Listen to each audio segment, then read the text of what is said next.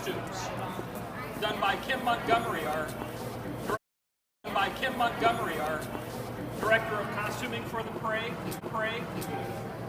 including young lady pirates popping out of treasure chests. Oh, that's fun. And they'll be on the ship? Jumping out of boats. Oh, that's cute. And pirates who've been swallowed by a shark. This lady here, who's got such clean jeans, is our lead painter. That's Beth Lucas, oversees the painting of all the floats. There will be pirates aboard. The pirates aboard, though, will be kids. Oh, that's cool. Riding on all of the floats are kids. All the floats. We have talent. Well, I shouldn't say it that way. Not as prepped as the new ones are being designed.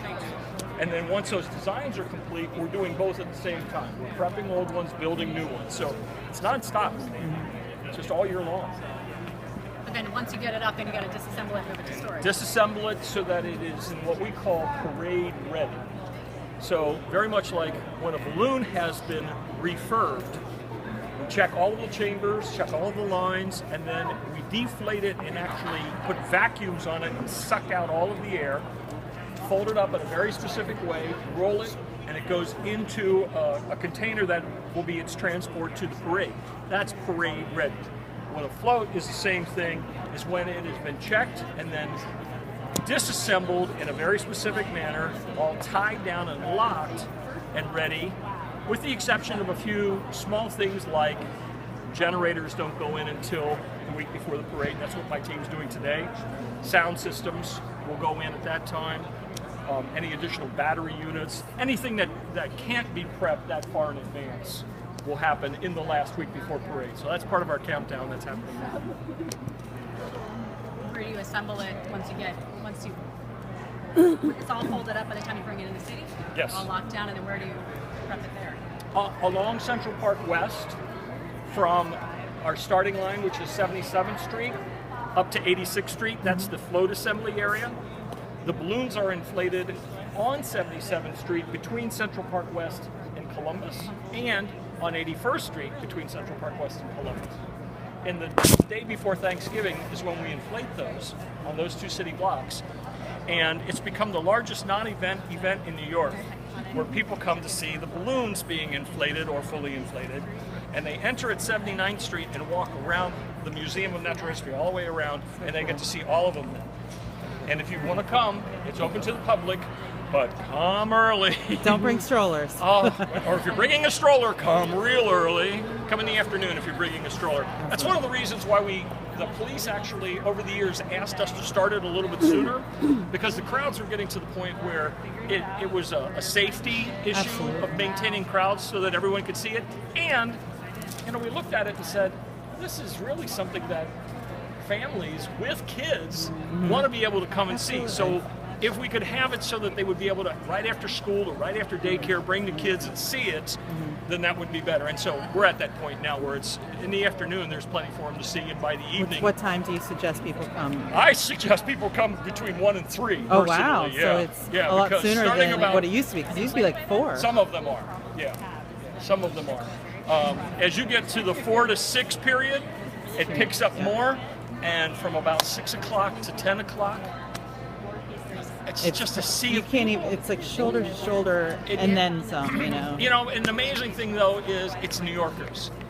They just roll with anything, and I shouldn't say it's just New York, because we have a lot of out of town visitors Sure. at that time. But they get caught up in the New Yorker fun, because the New Yorkers are like, yeah, cheering on, Pikachu! And the people from Texas are like, yeah, Pikachu. Ducks.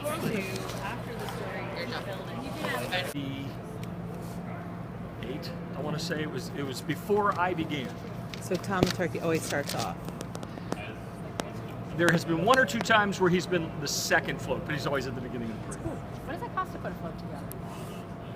It's probably hard to figure out since you've got personnel and For me, it seems to cost a little bit more hair every year. All of the units in the parade come together to be a part of the parade. And Macy, since 1924, has presented this parade by its employees, first to their own family and friends, and then to the greater city of New York, and now to the nation as a whole, and to the overseas armed forces. It's Macy's gift at Thanksgiving time. And you never put a price tag on a gift. Good answer.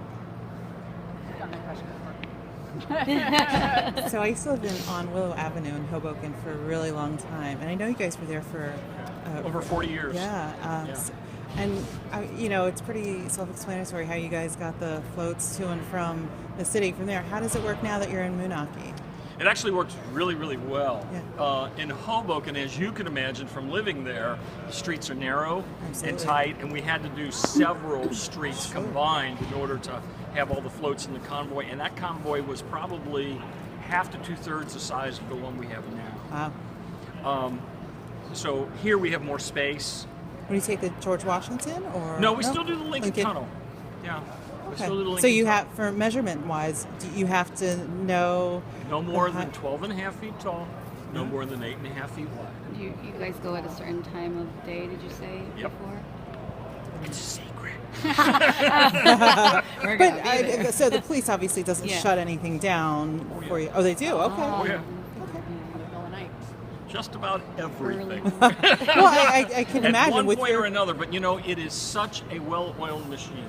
Sure. From my production team, who's been doing it for so many years, Sure. to all of the municipal agencies. Now, we work with Moonachie Police, Carlstadt Police, New Jersey State Police, certainly NYPD, Manhattan South, Manhattan North, Port Authority.